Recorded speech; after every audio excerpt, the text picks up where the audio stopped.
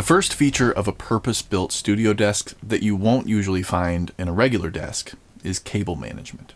In the past, I always had to use whatever desk I had available to me, whether it was a flimsy card table, a computer desk, or whatever else could be found in my parents' basement. Those desks did a fine job of holding my Interface laptop and mouse, but they didn't provide any trays for cable management. This meant that I had to be very thoughtful when running cables across my desk and down to the floor, which of course I never was, and that meant that my desk would always quickly devolve into a chaos of cables, even after several attempts to keep it clean. Most desks explicitly built for use in studios will have cable trays that run along the length of the desk to make cable management easier. Now, there's still the possibility of messy cables even when using a desk like this, but if that happens, it still appears much cleaner than desks without a cable tray. And if I do take the same care to run cables in a clean way, the chance of the cables remaining tidy is a lot higher, and the cables won't be draped across the floor.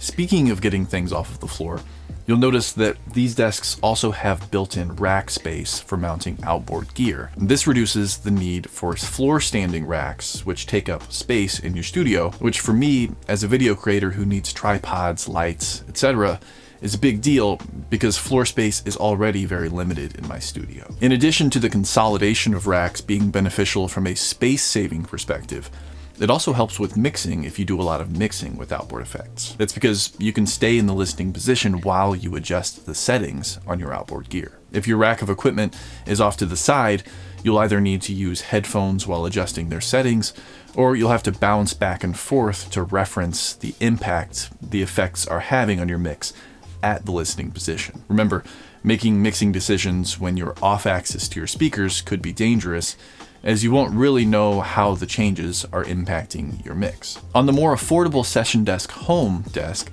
you get some rack space on each side, while the flagship Session Desk modular desks give you additional space below. And I use this for my computer and network equipment, as well as some pieces that I often don't need to adjust.